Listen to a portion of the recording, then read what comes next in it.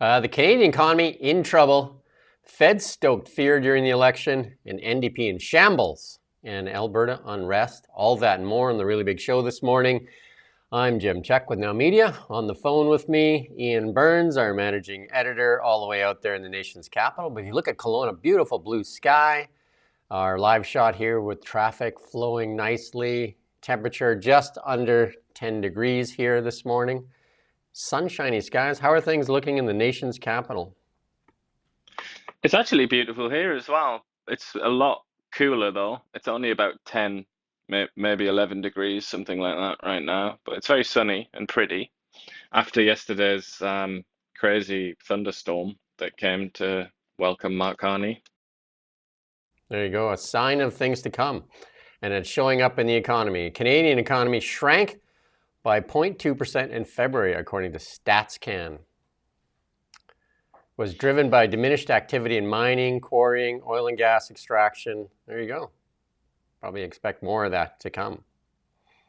But finance and insurance did all right. Well, they didn't actually. If you look at the axis there The graph, there you can at the put that bottom, graph up. it's 0.1. You want to put that up there? So there's no movement really. This is just stagnation, isn't it? So this is like stagnation, the chart. That's what it looks like.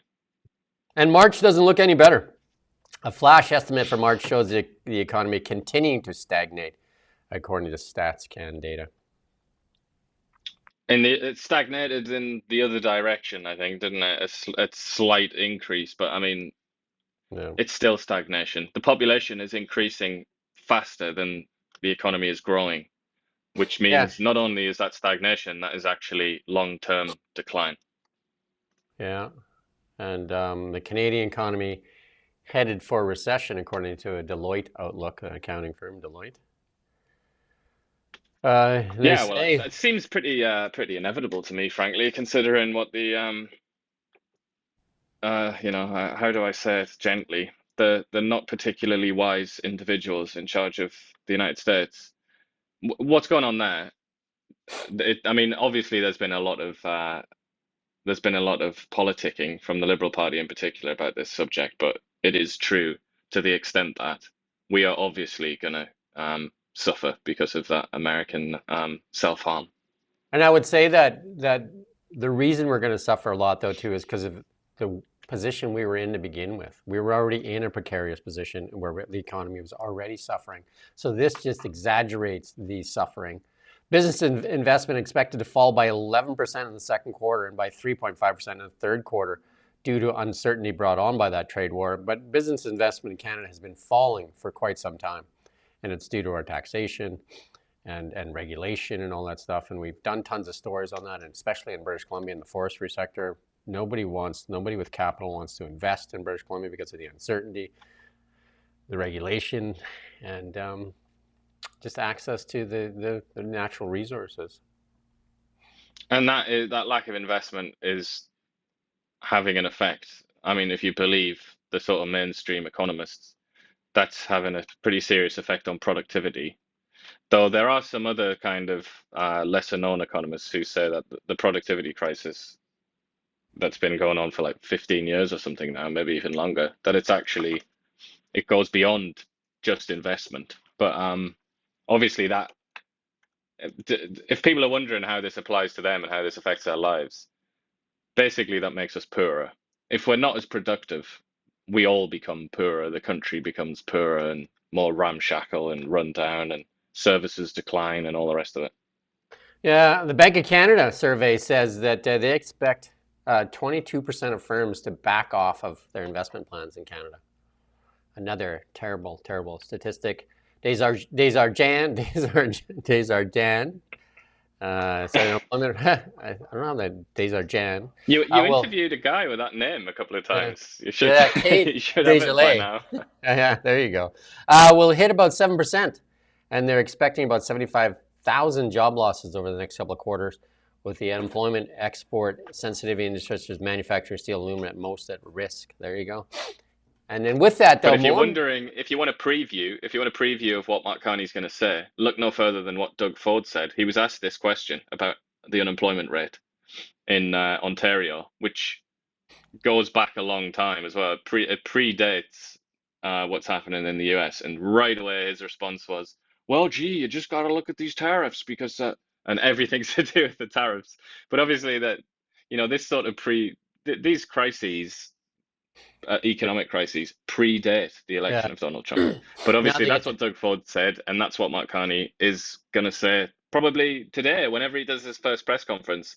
He'll be asked that question, and that's exactly what he's going to say. and the same thing we have here in the province of British Columbia when David Eby blamed, people don't want to invest in British Columbia because of Trump. Well, that's been going on for a couple of years. And that is statistically correct and factual. More millionaires are considering exiting Canada now than during the last election cycle. That's another survey saying that among Canadians with a net worth of more than a million, 28% are more are planning on leaving Canada. There you go. Well, this has happened. I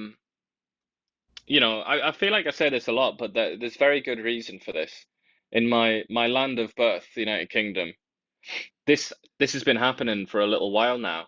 And with the election of the Labour Party, that's the one led by Keir Starmer. That's the main kind of liberal left political party in the UK, and obviously one that Mark Carney's quite fond of.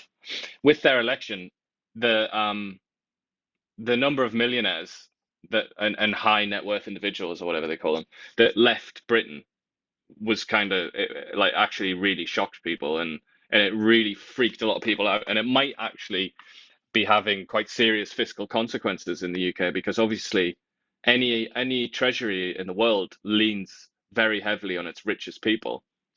So the British now, who already have fiscal problems, they're actually freaking out a little bit and thinking that they're trying to like seduce them to come home, to come back into to Britain so that they can be taxed again. So yeah, like I say this a lot, but I honestly feel like what I've seen in Britain is a preview of what we might experience here with Mark Carney, because Mark Carney is very much part of the British political scene, let's say. He's very interested in it, clearly.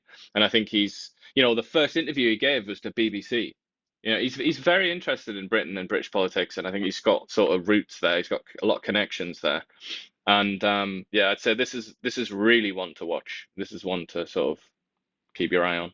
So this ties, all what we're talking about here ties into that report that was put out by the federal government nonetheless. And Mark Carney laughed it off when asked about it, where it said, if Canada keeps going the way it is in the next 10 years, the people with money will have left Canada, and the remainder will be foraging and killing the wildlife for survival. That was, what was that, 2050 that was, wasn't it? I think. Or was it 20, 2040, I think, actually, that. 2040, yeah. So like the next 10, Yeah. 12 years. I mean, it doesn't happen overnight. It's already starting to happen. And he just Well, I would laughed it say, off. an advantage for Carney is that he's seen what's happened in the UK.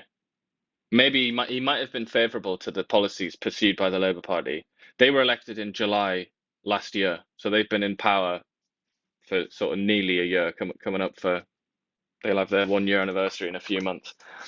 He's seen what's happened to them, and they've not been successful in any area, not a single area of government. They are extraordinarily unpopular. And the polls now coming out show that if there was an election, they would be completely obliterated. So I feel like Mark Carney, and maybe even to a more important extent, the Liberal Party behind Mark Carney, will be a little bit more reluctant to go ahead with policies like that. So just in the interest of self-preservation, if nothing else. We shall see, shall we not? But that report was written by the federal government. And the economy, the statistics do not look good. And these statistics were there prior to the tariffs. The tariffs are just going to make things worse.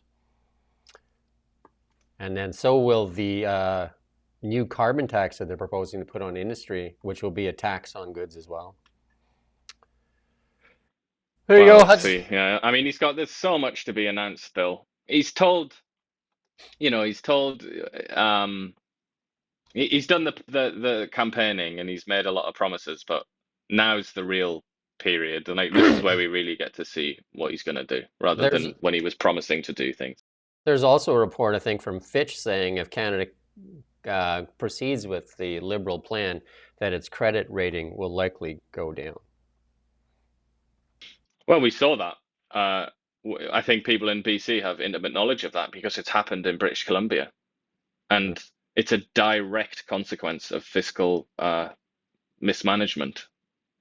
Basically, I mean, there are other ways that you could look at it, but the fiscal position of the British Columbian government is bad. Therefore, the credit agencies, say we don't like that. So one of the things that If Carney goes ahead and gets lots more debt, increases the deficit, then and doesn't bring in enough growth, then sure enough, yeah, that is going to happen, isn't it?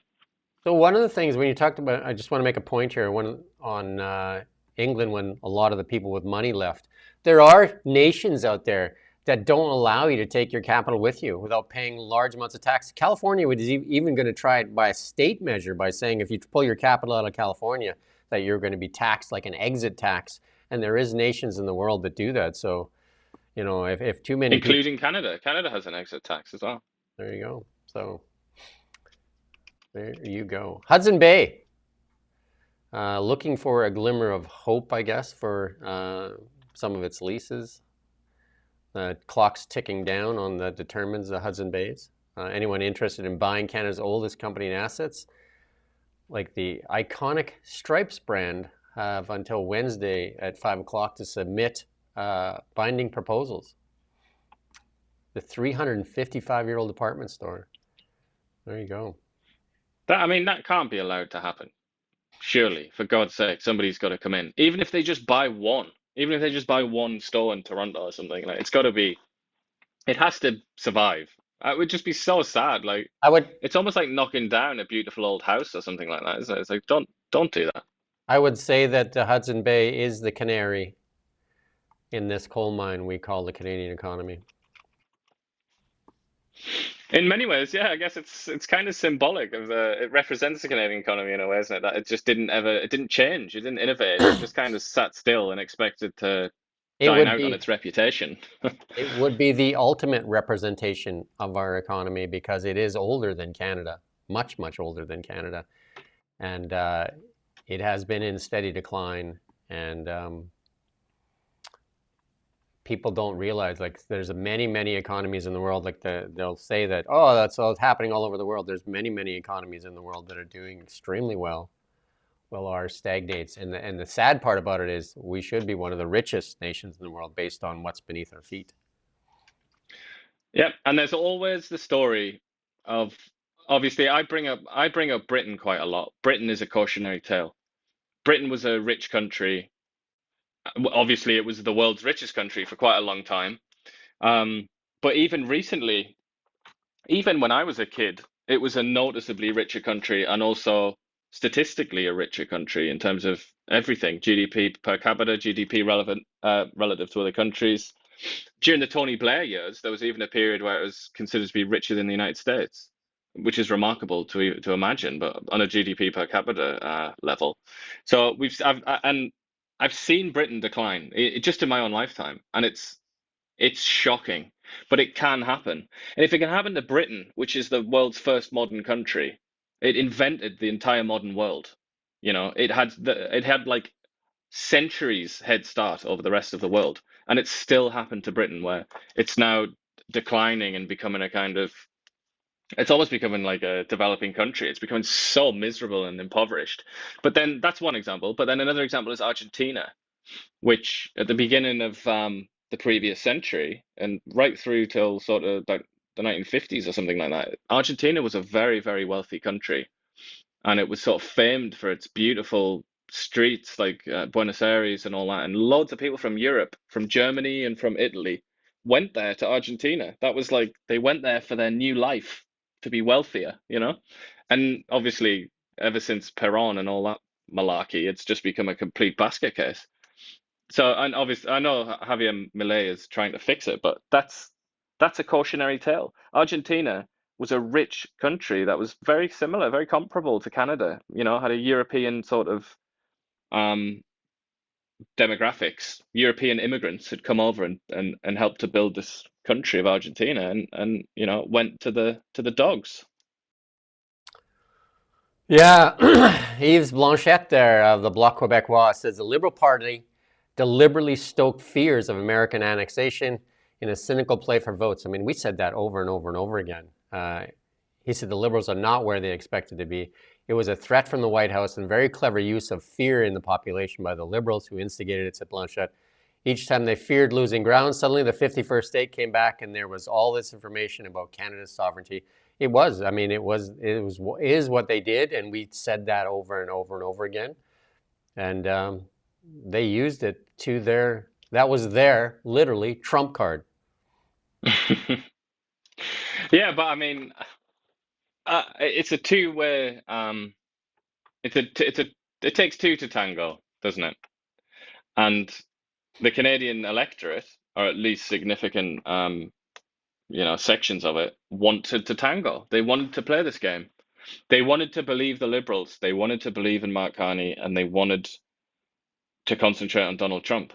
I mean, you can say this that the Liberals kind of exploited it or whatever, but I mean, of course they did. But Blanchet exploits all kinds of things. Blanchet lives in a fantasy world where Quebec is a net contributor to the Canadian finances. He's completely deluded, and he frequently lies to his audience and misleads them.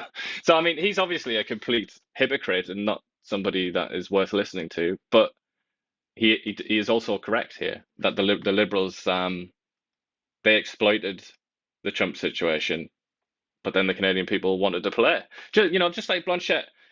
Blanchet exploits the sort of Canada-Quebec rivalry or whatever the hell you want to call it. And lots of Quebecois voted for him. They played along with him. So if the electorate kind of wants to be fooled or they want to be manipulated, then what are you supposed to do? Like, and who's to blame? So yeah, so he also said some people say Quebec could not face the United States alone. And he said, you know what? Canada can't face the United States alone either. We'll need Mexico and need Europe. And he said he's going to continue speaking to ambassadors. And if you're a country in Europe or some other country in Asia and you look at Canada this morning and say, what the hell is coming for us now? To measure the extent of instability that Mr. Trump is still able to create for the next 3.5 years, there is no capital in the world which does not look at Canada and say, brace for impact. Well, maybe not Paris and London. I think they're all overjoyed right now, aren't they, with the newest arrival in Ottawa. No. But it's another thing he said here, which is of interest and which reveals his true motivations, is where he says nobody should already look at the numbers saying, okay, we can send everybody to hell because we can make a deal with the NDP. He's trying to say to the Liberals, don't do a deal without us because we want all of the goodies that we're going to extract from Ottawa. So that's his real motivation. He's trying to kind of shout his way into some kind of arrangement with the Liberals. Yeah, and then we have a little clip here from Blanchet that is definitely going to drive a wedge with the West here. So let's play this clip.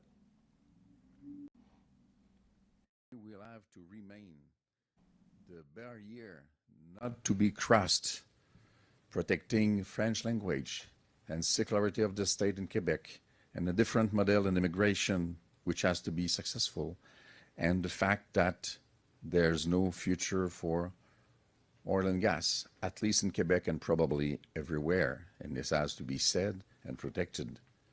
I have a brand new weapon to do that. Mr. Bonin will be extraordinary carrying that message. There you go. He's got his brand new weapon. I mean, just look at the scene. If this was a theater production, if this was a play, you look at the scene and it's like the gun is on the table, the axe is hanging next to the door, and the characters are about to walk in and have a huge fight with each other. Because we're going to talk about Danielle Smith soon, aren't we? So Yep. there he is with the gun. Danielle Smith's going to pick up the axe, and all hell's going to break loose. I think, from just, in my opinion, Blanchet has been trying to drive division with the West and Canada so that he, under the cover of that, he can drive his own need for sovereignty and division with Quebec and Canada. Yeah, no doubt about it. Look, again, I apologize in advance. I'm going to bring up Britain again. But the same thing happens in Britain with the Scottish nationalists. It's the exact same playbook. It's precisely the same. He's not interested in the country. He's interested in his objective. He's interested in the reason that he's in politics in the first place, which is separation. But I just feel that the Liberals, you know, the core of their party, the heart and soul of their party, is the sort of Quebec federalists, the ones that oppose the nationalists. So they're kind of, you know, they're not in the best position really to deal with Quebec, I feel, because they're so compromised. You know, they have so much skin in the game that they kind of struggle to deal with Quebec. Whereas some have argued Quebec actually needs to receive the heavy hand once in a while and actually be told that it's not going to get what it wants all the time. And also, yeah, you know, maybe somebody should lay it on the table. What would Quebec separation actually look like? If Quebec actually became an independent country, for starters, it would be mercilessly bullied by the United States. It would also be bullied by Canada, and it would be bullied by everybody else because it would be a tiny country that was kind of hanging off the end of North America. It would also potentially lose its the northern part of the province, because the indigenous people who inhabit a lot of that territory might just say, no, we don't want this. We want to be with Canada. In which case it would be a kind of, you know, a rump state on the St. Lawrence. They need to be told, I think, you know, and also they would be a lot poorer and they would struggle. Maybe they should actually be presented with the facts, and it might start changing their minds a little bit. Yeah, they are the net beneficiary of that Alberta oil, which he says he doesn't want. Well, the net beneficiary of Canada. The whole Canadian project in some ways seems to just be to the benefit of Quebec. And yet obviously he resents Quebec as well. You know, he bites the hand that feeds. Right. NDP in shambles, decimated in even BC strongholds. So what does that say for the NDP? They only got 3 seats in BC after winning 13 in 2021, and including losing Jagmeet Singh's seat. Well, the question is, look, you're an older gentleman, been around a while, quite wise. You've got a lot of knowledge, and also you've been talking about politics every day for the last few years. Very interested in politics. If I ask you a simple question, what does the NDP stand for? What's your answer to that? Yeah, I don't even think I know. To me exactly. It's so what's the point? it's irrational. It's irrational at best. Like, he didn't offer any solutions. It was just sound bites, irrational sound bites, not based in any fact. You talk about Blanchet saying things. At least to me, Blanchet, you can tell what Blanchet wants and is doing. It's very clear what Blanchet is doing. He's looking after Quebec's interests. It's definitely Quebec first in his mind. What he believes is best for Quebec. As far as the NDP goes, I have no idea what it is that they're trying to do, especially on the national stage. Like, a lot of his comments made no sense at all, and they were just irrational. I do credit them for, you know, they did get, I mean, the Liberals took credit for it, but that was their dental plan. And my dad was an NDP guy, and he was big in the NDP and was a job steward in the IWA and all that stuff, and he was a staunch believer in the NDP. And they used to be the social conscience of Canada, and they're no longer a social conscience. I don't even think a lot of that party, Jagmeet Singh, even likes Canada or what Canada represents. How's that? Yeah, I think that's accurate. For a lot of members and a lot of voters for that party. Yeah, it is a kind of, it's almost like the far left of the Democratic Party in the US, which also doesn't really seem to like the US and seems to almost. Yeah. They seem to almost think that America was a mistake, and I get that from Canadians, some NDP people as well, and Liberals, to be fair, where they seem to think that Canada was like it was an accident of history, and maybe it's something to regret. Like, maybe Canada shouldn't have actually been created because it upset so many people in the process. You do kind of hear that, don't you? And in which case, that's almost like a kind of nihilism, isn't it? Yeah, because the NDP used to represent the unions and the workers. Look at the union. Who were the union endorsing? They were endorsing the Conservatives. which is a complete flip. Indeed. They weren't endorsing Jagmeet Singh. If you look at his rallies, they were small, and there were people, he was basically taking advantage of some people. That's where his support was, and it was an opportunist party to. I mean, if you even look at his representation, a Rolex-wearing guy driving a Maserati talking about workers' rights. He definitely didn't carry the flag. But also just look at Windsor, that all important city, that all important area, and Hamilton and all that. They didn't vote. They didn't vote for the NDP. You'd think that that they give the impression that the NDP exists for people like that, like the auto workers and all the industrial heart of Canada down there in southern Ontario, and they didn't vote for the NDP. So I I would mean, they need to come up with a reason to exist, and it has to be more. It has to be more than just we don't like the billionaires or something along those lines. Because I don't. Nobody's buying that anymore. That doesn't sell. I don't think. I think longtime watcher of the show, Chrystia Freeland, there, what she said of what the Trudeau Liberals had been doing for the past 10 years, virtue signaling and identity politics is really what you could center around the NDP, and with no clear plan, no clear vision, and I think most people with any common sense had abandoned that party. And like some people even said, did this party self-sabotage for the Liberals? Because the party basically, I mean, that's part of the reason that the Conservatives lost, is the NDP imploded on itself. Well, absolutely. I mean, that was you can look at the graph, and as the NDP support collapses, the Liberal support surges. I mean, obviously we haven't had a detailed study after the election, but I mean, it's pretty much obvious, isn't it, that that's what happened. So you can either say the Liberals were smart in playing it and getting the Liberals to or the NDP to self-implode, or they were colluded to self-implode.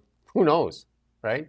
But definitely the statistics say they self-imploded to the benefit of the Liberals. Well, he said himself, didn't he? Jagmeet Singh, he said himself that he just he was asked, why didn't you call an election earlier? And he just said that he could not stomach the idea of Pierre Poilievre as kind of his prime minister. They would have been. I mean, I don't know if that's just him trying to retroactively excuse himself, but he obviously thinks that. And he didn't have to say that, did he? I think we all know that he thoroughly despises Pierre Poilievre and everything that Poilievre stands for. So I think, he did have a mission in his mind to stop Poilievre. And I suppose he'll probably think, won't he, in 10, 20 years, in retrospect, people will look at him and say, okay, he forced the Liberals to do dental care, pharmacare. He pushed a lot of other things, a lot of policies that he was interested in. And he kept Poilievre out, not just out of office, but he prevented Poilievre from being the prime minister with possibly the largest majority in the history of Canadian democracy. So he's going to look back or he might think people will look back and say, all right, yeah, he was actually a success. But will people really say that if the NDP ceases to exist, which might happen in the next year or two? So he may be remembered as the architect of the demise of the NDP party. Yeah, and look, there's a lot. History is being written every day. We don't know what's going to come of this election win. It could be, as we've talked about earlier, as we discussed, it could herald the end of Canada. We don't know that yet. This could be the beginning of the end of this country as we know it. It could lead to the separation, or it could lead to Alberta or Quebec leaving Canada, which would in effect be the end of Canada. And if that happens, then as somebody who helped this come about, Singh's reputation would then be ashes, wouldn't it? David Eby asked if he would step up and become the leader of the NDP, and he said no thanks. I mean, quite a downgrade, isn't it? I don't know why you would. I don't know why you would bother. I mean, here you have this party in shambles, but the NDP of BC are connected to the NDP of the National Party. And maybe if the NDP molds into the Liberals, then the NDP might as well do that as well.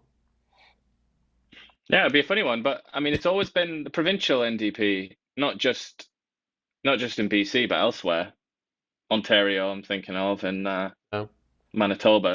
They're a different, and definitely Alberta. They're a different species, aren't they? There's something else. Even though they have varying degrees of connection to the Federal Party, they are different. And they actually focus on the bread and butter stuff most of the time. Anyway, they're supposed to, like healthcare and things like that. But yeah, I think the provincial NDP parties, they have what the Federal Party doesn't have, which is like focus. They have a topic. They have a narrative. and one of them is not business climate, because that is not very good in British Columbia right now. Yeah. Well, nor is healthcare, but and many other things. But at least that is their story. That they have a story to tell, and people know what the NDP, loosely speaking, people know what the NDP stand for in BC, don't they? Whereas maybe it's really not obvious on a federal level. Right. Elections Canada said this was a big night. Yeah, Oh, the most votes ever. yeah, best. Well, it says best since 1993. 68% in the federal election there. So That's turnout. But right. in terms of the number of people, but that's obviously because All right. Yeah. courtesy of Total Justin Trudeau, Canada's immigration. Yeah. population is a hell of a lot bigger than it was in 2015. Well, and it turns out when we did that live show and we talked about that, we were expecting about 19 million people to vote, and we were pretty damn close. 19.5 million voted. Still, it does still surprise me though, because this election was very hyped. Like it was seriously a hyped election. Must be one of the most high profile elections in the last God knows how long. Very recent, like recent Canadian history, let's say. And yet the turnout is what was it, 68%? Like that's not much, considering that the Americans in 2020, like what was the turnout there? It was like 80 something percent in the US, wasn't it? Yeah. In Biden's victory. So Yes. it's a bit disappointing, I think, for democracy. Yeah. Former Liberal leader Michael Ignatieff has encouraged Mark Carney to strike a deal with Conservatives to reach a majority. I don't see that happening, but you remember Michael Ignatieff? Yeah, I mean, that's the kind of leader that I think Pierre Poilievre wishes he could compete against. A sort of chin-rubbing philosopher king. Like, not so much emphasis on the king bit. But yeah, I mean, this is an interesting little interview anyway. It's about 30 minutes chit chat, and he's very kind of, he's not political anymore, not particularly. So he's actually capable of being honest. And he says, I think the most interesting thing that he says is he goes into the actual practical way in which Donald Trump could annex Canada if he chose to. And he talks a lot about like the international financial system. And he kind of takes the wind out of Carney's sails a little bit, even though, he's a supporter of Mark Carney's, because he says, look, if the Americans really wanted to, they could cripple Canada. They could absolutely paralyze the Canadian economy and send Canada spiraling if they chose to do it, through various means, including their control of the dollar and all the rest of it. They could sink the Canadian currency, obviously. I mean, there's so many things that they could do to destroy Canada. And then And he said, look, at that point, Canadians might ask themselves, is this worth it? Is it worth being this poor? Or should we just accept the US as our overlord kind of thing? so But that pops Carney's bubble, doesn't it? Because Carney's playing the tough guy, and he's saying like, I know how international finance works. But obviously, Canada could be gobbled up by the US if they really put their mind to it.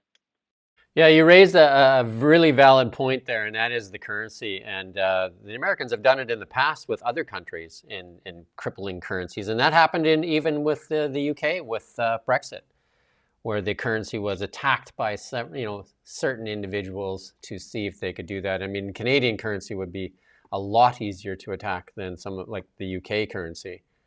Well, Venezuela, a let's guy look at you may have heard Venezuela. of. What's that? Exactly, yeah. I was just going to say a chap that you may have heard of called George Soros Yeah. made a large proportion of his fortune by ransacking the British pound. It is possible, and he wasn't in control of the U.S. government or the Federal Reserve or anything like that. He was just in charge of an investment fund, a hedge fund or whatever. But you say that they've done it to Britain. Very famously, indeed, they did it, or infamously, they did it in 1954 during the Suez Canal episode, where the British, French, and Israelis tried to go in to secure the Suez Canal to stop the Egyptian nationalists from taking control of it. And Eisenhower, the US president, said, "You're not going to do that. We don't like this. Stop." And then the threat was delivered to the British. We actually have evidence of this. The threat was, if you do it, we will destroy the pound, and we'll turn you into a third world country, basically. And as everybody knows about the Suez Crisis, the British pulled out and they went off with their tail between their legs, and that was the last we ever heard of the British, really, as an independent force in the world. So you're right, and not only you're saying Britain's a bigger economy than Canada now, but back then Britain was like the number 3 economy in the world and military. It actually had power then in 1954, and the Americans just destroyed British power with one single threat. Yeah, and then we just can look to Venezuela, which was a very wealthy, oil-rich nation, and they collapsed the Bolivar or how do you pronounce that? Bolivar. That Are you talking about the leader? no, the Chavez, currency. you mean? Yeah, no, Oh, yeah. the currency. Yeah, right. Currency Yeah. just collapsed. Like they had inflation reached 1,000,000% by late 2018. The country was just in shambles. They destroyed its currency. Yeah, and we've seen it in Zimbabwe is another country in Africa, that one. But Where else have we seen it? I mean, it's happened so many times now, hasn't it? Like you can be destroyed as a country if your currency is targeted either by an outside force or by an inside force. so 90% of that population of Venezuela now lives in poverty. And 7 million Venezuelans fled since 2015. I mean, that was an oil-rich nation. Lots of people used to go there and invest. And it just got destroyed. And the Americans were definitely part of that destruction of Venezuela. I believe that they have the world's largest oil reserves, the Venezuelans, and it's very similar to Canadian oil. It's very, it's the heavy stuff. Which is why, sometimes we hear that threat, don't we, from the Americans, like, oh, we'll just go to Venezuela then, because a lot of their refineries are built to process Yeah. Canadian oil. But yeah, I mean, Venezuela is it's just a doomed country, isn't it? But they set themselves against the Americans with Chavez, Yeah. who's a kind of sub-communist dictator type individual. And yeah, once the Americans are sort of batting against you, you're mincemeat, aren't you, really, in most cases? Yeah, we have to remember the Americans own the SWIFT system too, and that's the way that people trade dollars across, and they also own the currency, the world's currency, right? And Canada doesn't even have any gold to stabilize its currency, because that's one of the things that has helped some countries stabilize its currency is the gold reserves. Canada has zero. Our reserves are mostly in UST bills. Yeah, although that could be used theoretically as a threat. The Chinese and Japanese have already sort of done that a bit. You can really screw over America, but I mean, the thing is, they would still win. They'd still win in the end. We don't have what China has for T-bills, nor Japan. Like our holdings. No. Very small. That's why Carney mentioned them, didn't he? Mentioned Japan in that context. But then, as in like, we have tools in our box, but it's kind of like that would require Japan to, join forces with Canada against the US, which is not something that I can foresee.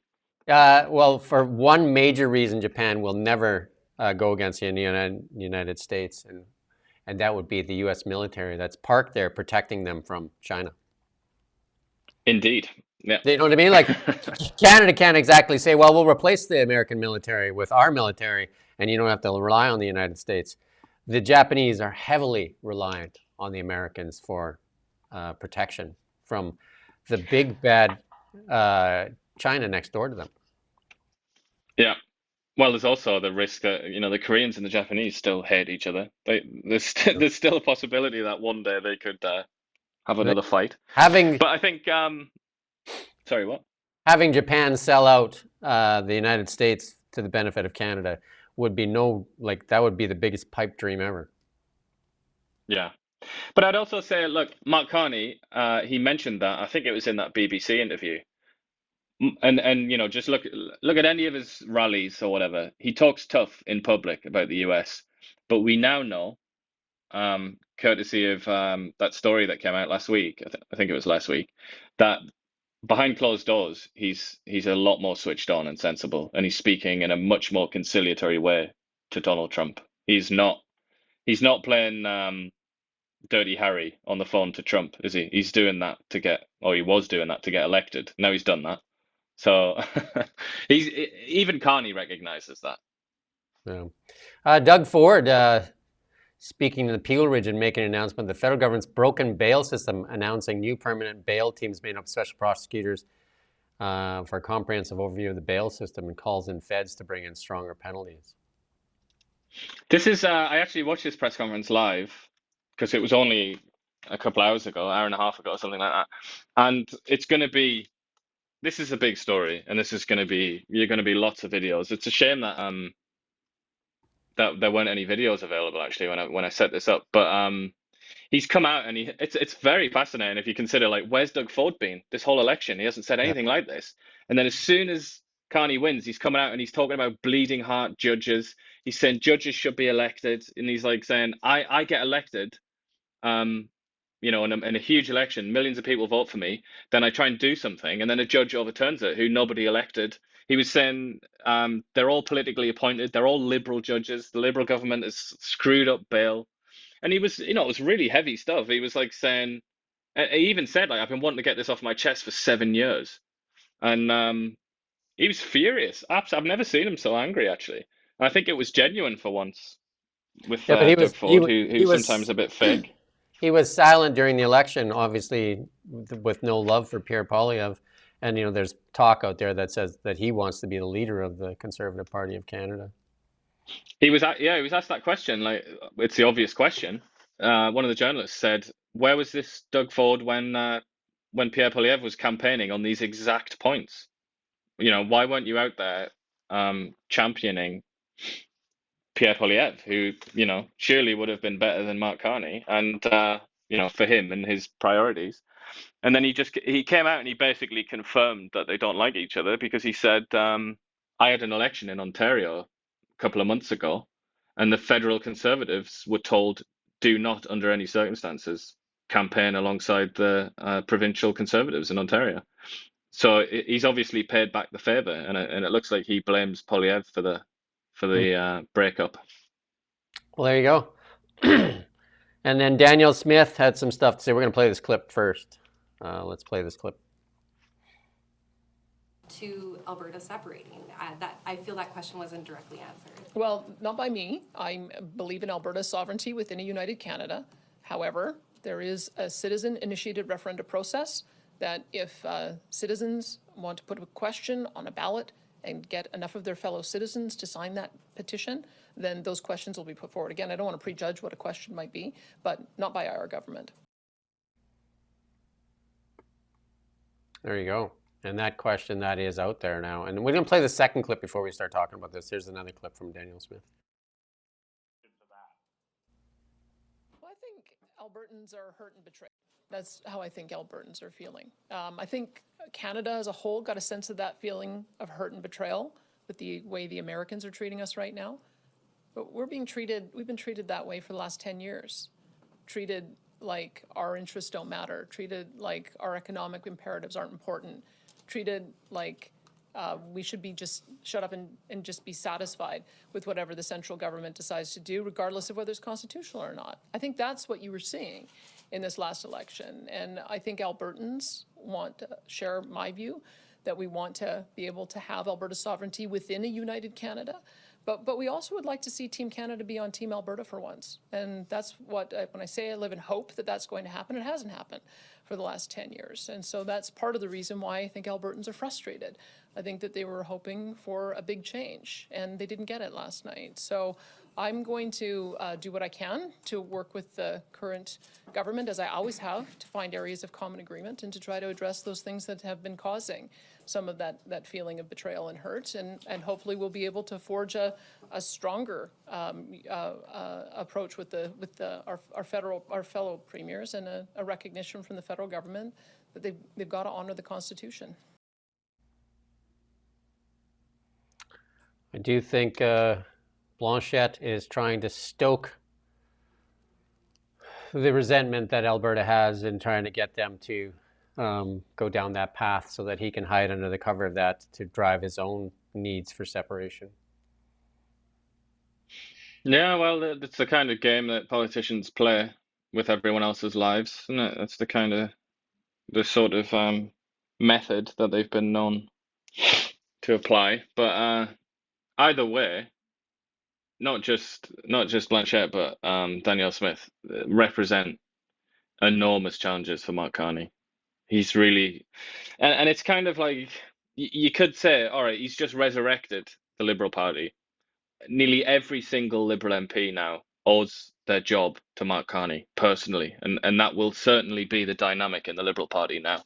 That will be how it's translated, and they'll all feel like beggars and servants at the feet of Mark Carney, who's come and rescued them. So in that context, usually that means somebody like Mark Carney in that position is then free to kind of disappoint those MPs a little bit by doing something like helping Alberta with a pipeline or whatever, like maybe easing off on some of those bills that they despise, that they refer to as the anti-pipeline bill and all that. He could theoretically do that and sort of patch up the relationship with Alberta, and then all's well in the world. But the problem for Mark Carney is if he does that, then Blanchet will squeak, and then he's got the Quebec problem. It's like it doesn't really matter which direction he goes in. There's going to be somebody very, very unhappy about it, or like entire regions of the country very unhappy about it. So I feel like he can either just try and continue down the middle and upset everybody, which is what Justin Trudeau did, or he can lean into one. And I mean, I don't know which one is he going to choose? Which one's most likely to preserve him and his idea of Canada? I mean, my feeling is that it would probably be Quebec. I would I'd say that as well, because who holds the voting power? It would be Quebec. But also, I think it's even deeper than that, isn't it? I think it's like very much an identity thing for the Canadian elite. I think Alberta to them is a distant, incomprehensible place where people wear cowboy hats and love oil, and it's so far away. I don't think they understand it. I don't think they know anything about it really. Whereas Quebec is like the essential sort of Canadian province alongside Ontario in their minds. So I think it's like it's a heart and head thing for the Liberals. And I think put another way, they would look at Alberta as that uncouth, distant, awkward cousin. Yeah, 100%. I think they look down on Alberta as like culturally less sophisticated than the urban parts of Ontario and Quebec. And they feel most at home in places like Montreal, don't they? Which is like it is a very culturally rich city, but I think that's where they feel comfortable. And if you want a television show that kind of plays up to it and that really kind of like nails it, it would be Beverly Hillbillies, where they when old Jed shot up the ground and up came bubbling oil, and they got very wealthy, and but they were treated like they were kind of, like backwoods people, and I think they do have the money, and Alberta does have the riches, Canada's riches underneath its feet there, but they do get treated very poorly, and that I don't think anybody can argue about that. Yeah, and I don't think anybody would argue that it's not just that they have this prejudice against Alberta in the West. It's also cynical and self-interested, because there is a fundamental antagonism between Quebec and the Western provinces, particularly Alberta. their interests diverge in a dramatic way, even more dramatically than Alberta, BC, which is Just another sort of rivalry that's played up a lot. just look at the differences in how the tariffs were tackled with Saskatchewan. The auto tariffs were the all and be all, whatever the everything to save the auto sector, everything to save the auto sector and fight Trump and the auto sector. Nothing for Scott Moe and the canola industry. Nothing. Not even a talk about the Chinese tariffs and how it was destroying the canola industry. Yeah. Well, same with supply management, which is, we know for a fact that that's something that really upsets the Americans. It's probably top of their list. And when all these arguments were coming out by people who were trying to support Trump, they were talking about the tariffs on dairy and things like that. They didn't seem to understand it, but that was their main sort of like exhibit in the case for the prosecution, wasn't it? And that's Quebec. I mean, also Ontario, but that's Quebec that benefits most from that supply management system. And obviously, that's not even on the table. Like, they're not even going to talk about that. And it isn't even just the US. It's also a problem that the EU countries have complained about, and the British. It's like something that really upsets a lot of countries around the world, that has a really negative effect on Canada's ability to do trade deals. But it gets preserved. And the auto industry gets preserved, as you say, because that helps Ontario and Quebec to a lesser extent. And then, like that high-speed rail line, obviously that gets approved, and that's lots of noise is made about that. But then when it comes to canola, yeah, I mean, nobody cares. It's crickets at that point. No. Donald Trump celebrated 100 days in office. The U.S. economy shrank at the start of Trump's second term, with GDP declining at about 0.3% annualized rate for the 3 months ending in March. So I guess 2.5 of those months would be under his. I mean, I did watch bits and pieces of an interview he was doing. One of the things, no, we're not there yet, Rommel, but oil has gone from $90 a barrel down to $60 a barrel. And the energy is everything. Energy is everything. You're going to start to see those deflationary trends show up in the economy, especially in the United States. Oil is huge. Like $90 a barrel to $60 a barrel is absolutely huge. Yeah, bad news for Alberta, though, isn't it? Yeah. Given what we were just talking about. And especially when again, Western Canadian Select always sells at a discount. So that would even be lower than what the $60 a barrel that the American oil is selling for, West Texas Intermediate. Yeah, indeed. But this is obviously Trump will, as usual, because he's the world's greatest election campaigner, isn't he? I would say, and sort of propagandist, if you want to put it that way. He'll come out and say that this is all fine, it's nothing, and all of his little servants will agree with him. But the reality is, this is obviously bad news. And this is like, the Republican Party is going to look at this and start to feel a bit more bold, I think. And especially if in the second quarter, there's another decline, then you're going to start to see a lot of noise, and Trump's agenda is going to be severely curtailed, I would say. He's facing really big pushback on the tariff wars for sure, especially the tariff wars on all fronts. And they're expecting deals, and I haven't seen any big deals signed yet, but Trump has been saying that there's deals coming. So we shall see. And China has backed off on some of the tariffs, so there is some blinking going on there, but we shall see. But trade deals sometimes they take like 10 years to negotiate. Sometimes people, very competent, ambitious people, will devote basically their entire career to one trade deal. Like, that happens. So I just don't understand, like, how are they supposed to negotiate a trade deal in such a short period of time? It just doesn't seem plausible. So I think it'll be less of a trade deal and more of like a token concession of some kind that Trump can then like hold up to his adoring slave supporters and say, look at this, look how great I am. And then they can clap. But I mean, I just don't know. I mean, they're not going to get real trade deals out of this, though. Anyway, that's what I would say. One of the things that he is claiming in his first 100 days as a big success is the closing of the southern border. I think that is statistically successful for sure, because I think they're seeing 95% less crossings, something like that. That number is. Yeah. It's dramatic, and that was the number. Remember when the Biden administration said they couldn't close that border because they needed Congress to pass a bipartisan bill, and it turns out Trump closed that border on his own within 100 days. I think it was within damning, weeks. isn't it, of the Democrats?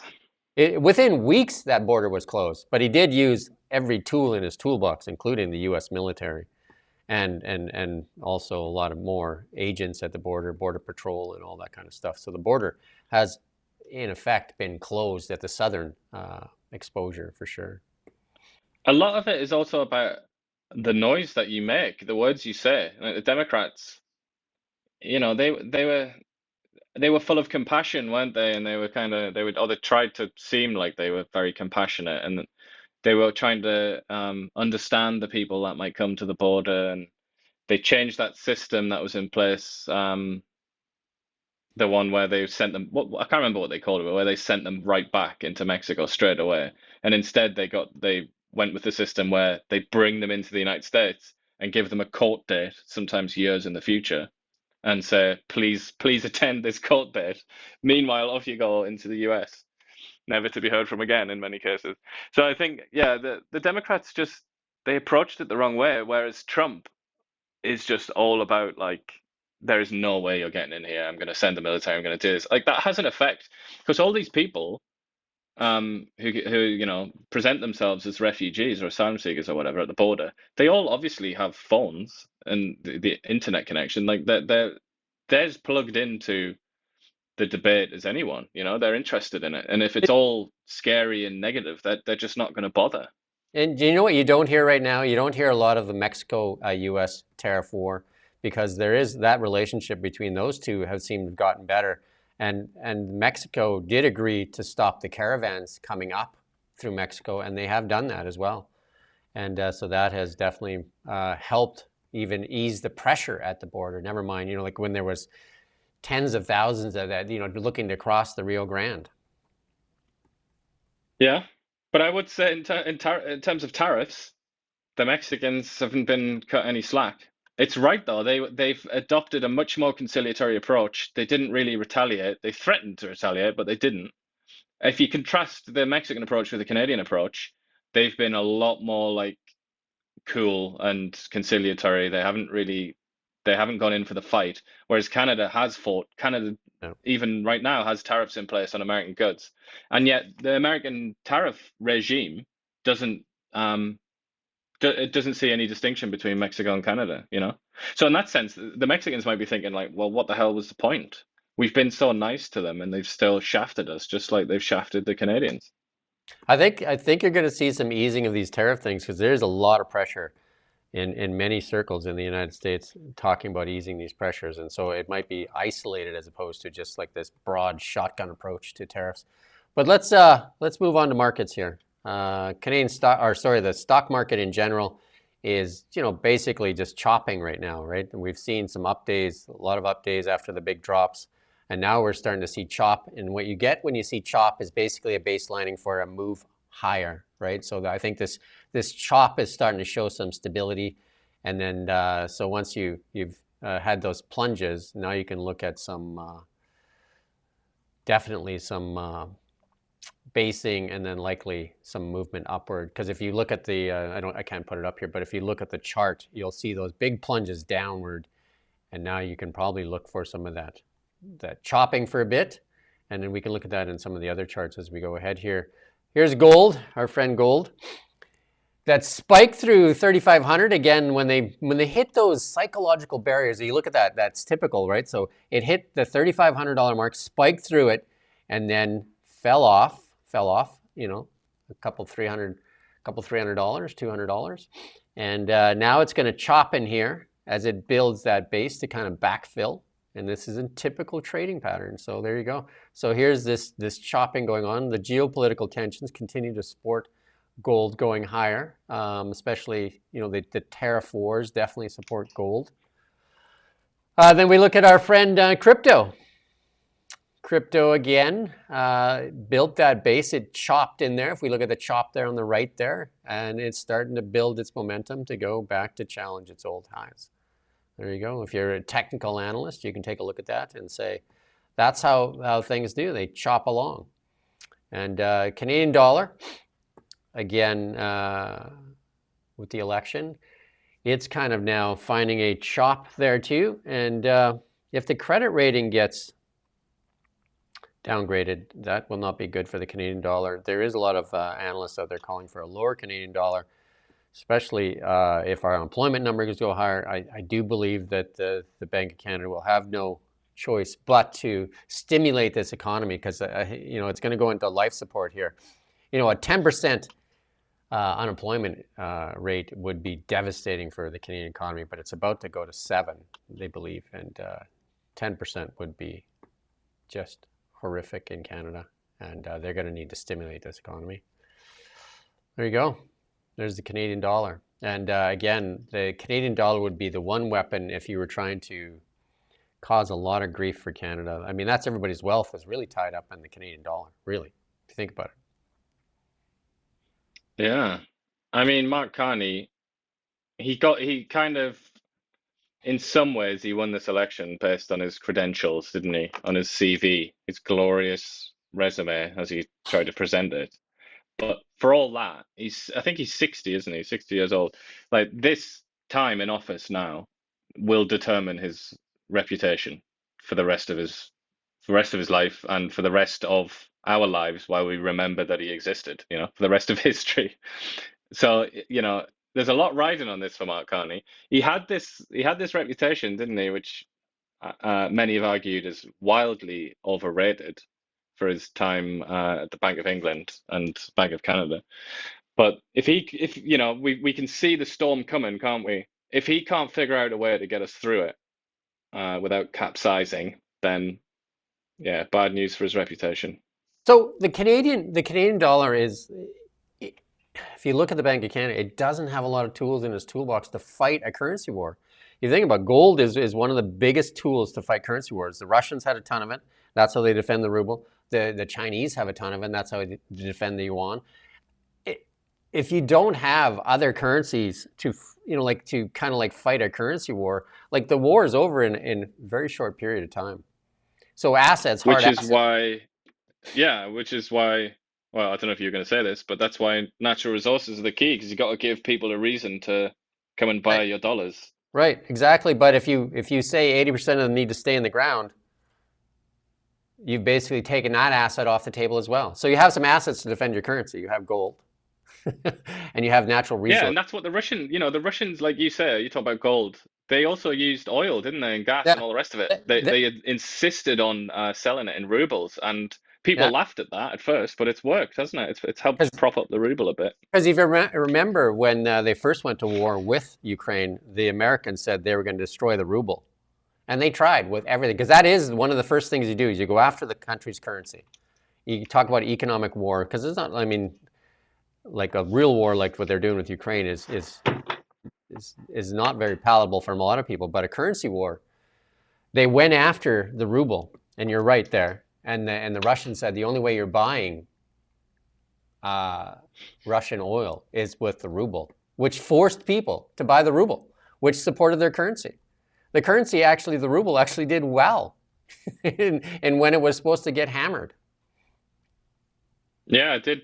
Ironically, it peaked a bit, didn't it, after the invasion of Ukraine? There was like a spike in the ruble, which is completely bizarre, but it makes sense in light of that. It's because Russia is a gigantic landmass that has, and you often say that Canada is the most the richest resource nation in the world or whatever, but I would argue that it's actually Russia, because they just have so much, so varied, and just crazy amounts of gas and oil and gold and all the rest of it.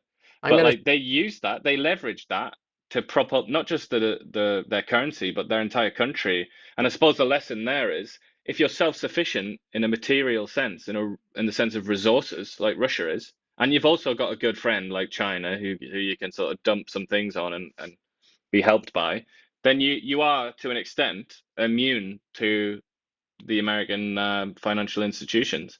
But obviously, Canada, in light of that Ignatieff comment, Canada, for many, many reasons, is nothing like Russia. We are extremely vulnerable to those institutions because we're so dependent on them. We're so deeply embedded in that system that the Americans could do, deadly, deadly damage to Canada.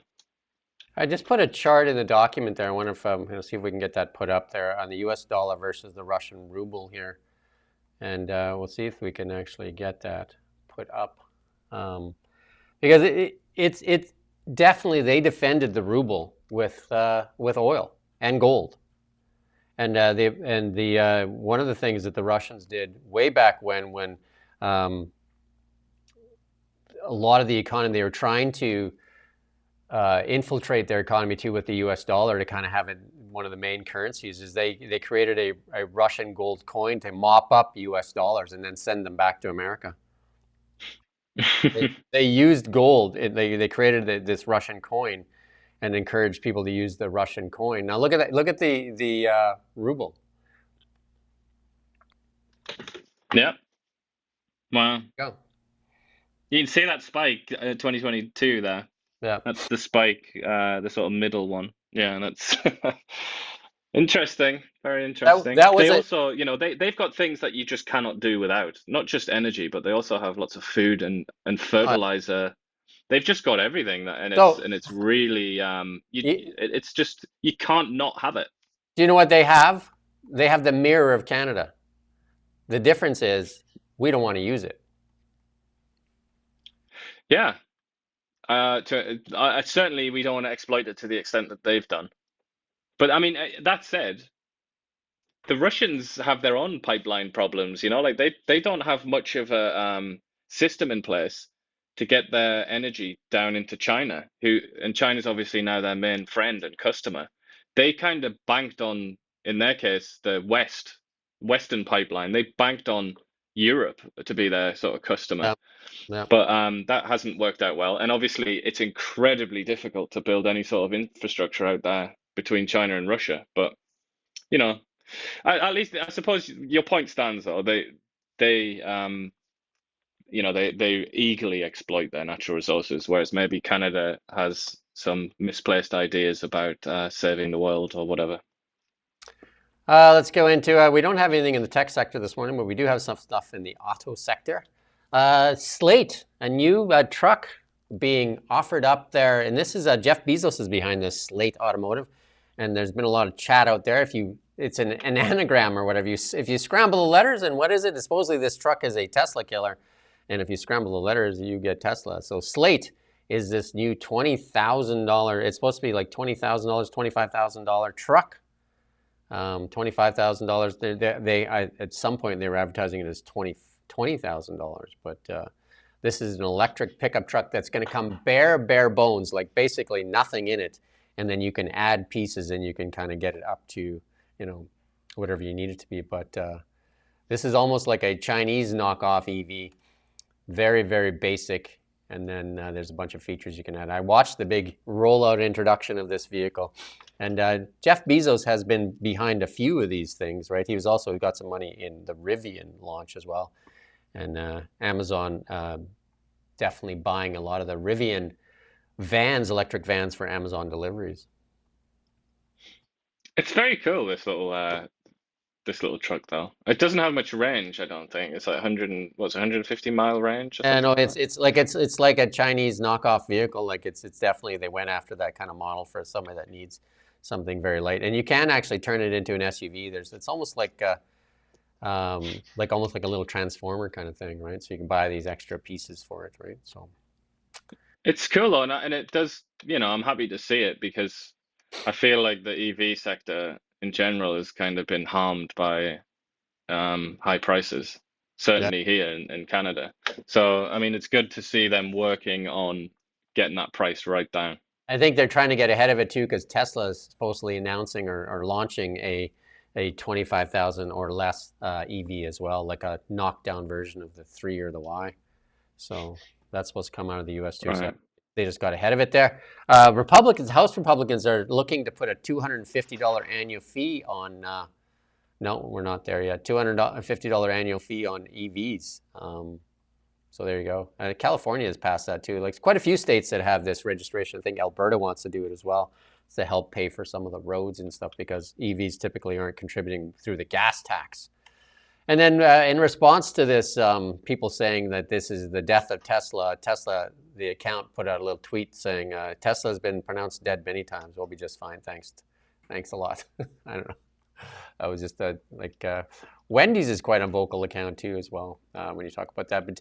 But Dan McTeague put out this tweet here. This was after a Conservative MP, Jamal there, tore a strip off of Doug Ford there, right? And Apparently that's JD Vance's best friend as well. There you go. Tore a strip off of him and talked about his failed EV manufacturing and $10 billion in debt incurred for pay for this green energy scheme, right? So there you go. Yeah, I mean, they're going to be the people who support the Conservative Party in Ontario and federally are going to be so disappointed, aren't they, in this rivalry that's developed. There you go. You put this in, it just got into the wrong section, but we do have something in the ChatGPT section, so I'll let you go with this one. ChatGPT, pumping your tires. Yeah, I mean, it's because there's a meme went round. A meme did the rounds where somebody was talking to ChatGPT about having paranoid schizophrenia and all these kind of hallucinations and everything, and then said, "All right, I'm going to stop taking my meds, and then that'll make everybody shut up." And it was really threatening, sort of crazy language. And ChatGPT, which people have argued has become way too sycophantic and phoning in recent updates. It was oh yeah, great, good for you. You're making it I can't remember what he said exactly, what ChatGPT said exactly, but it was something you're taking life into your own hands, good for you. So definitely I think that was the straw that brought the camel's back. If you can ask it if you're feeling down, if you're feeling down about the elections, you can ask it to pump your tires, and it will. Just be careful when you say pump the tires and it say, well, I don't have a compressor, but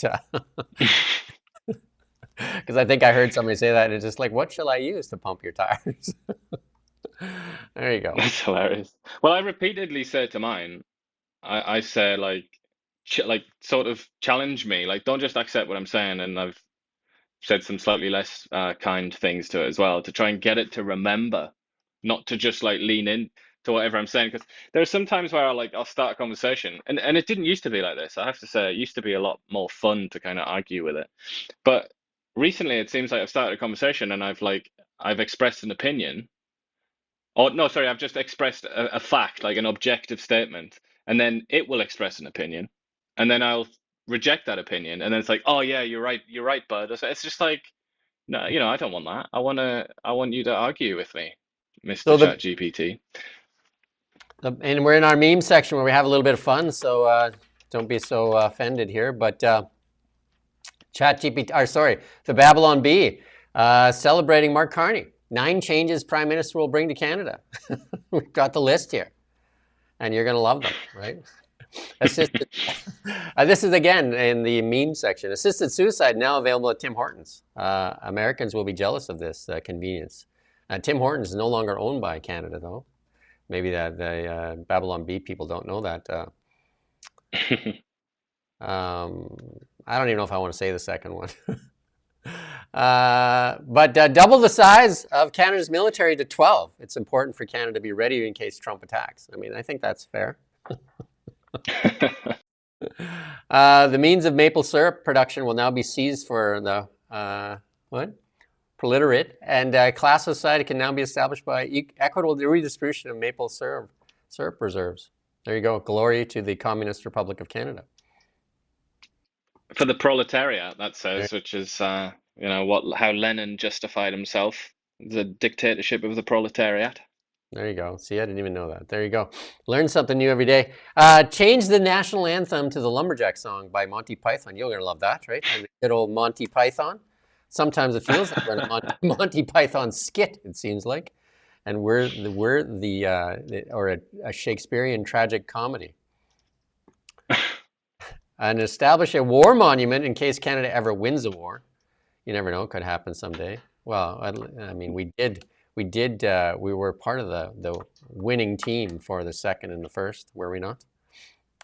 It's an enormously ignorant and stupid statement from airheaded Americans that don't seem to understand that while their country was sat there spineless, self-interested, and selfless in 1939, 1940, and 1941, the Canadians were all in Yeah, we because they actually were got, brave enough to do the right thing, unlike the Americans. and we also got the shit jobs when they said, like, who can we get to storm the beaches of Normandy? And the Canadians put up their hand. We can do that.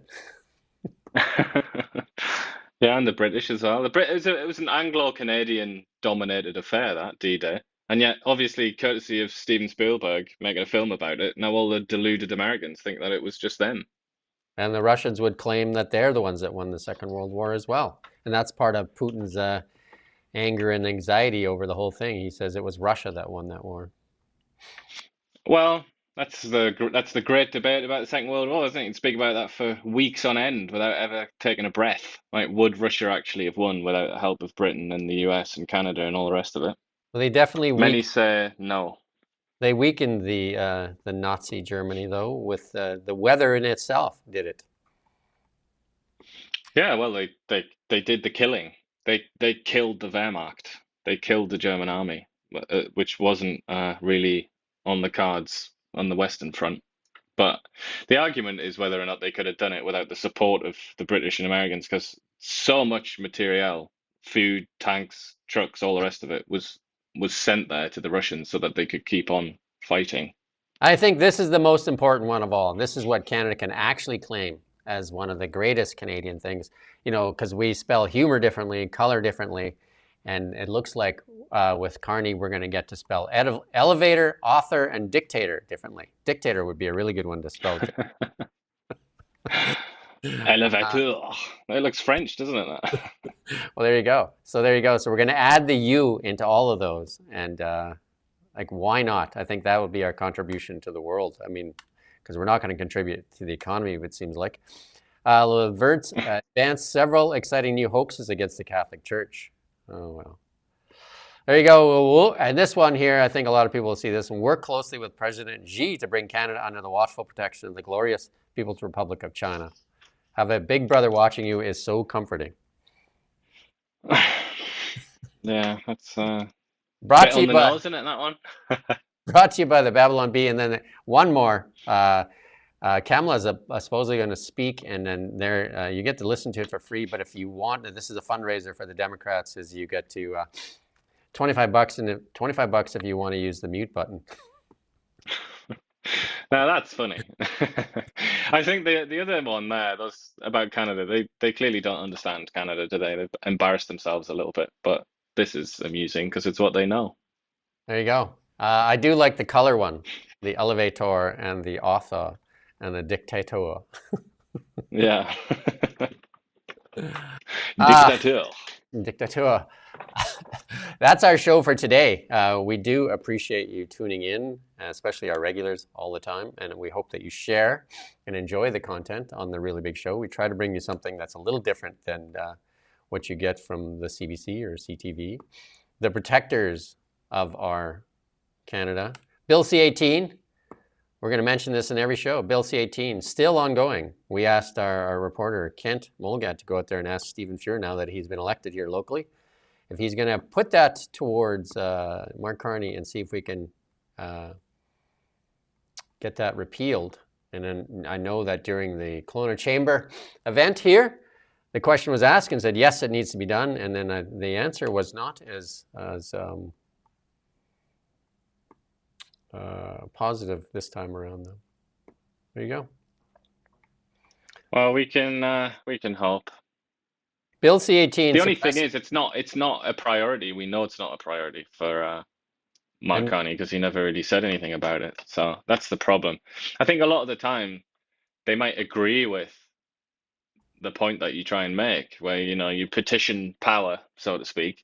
Often the powerful will agree, but it's just not a priority, and they only have a limited amount of time, and only a limited amount of space to get what they need done.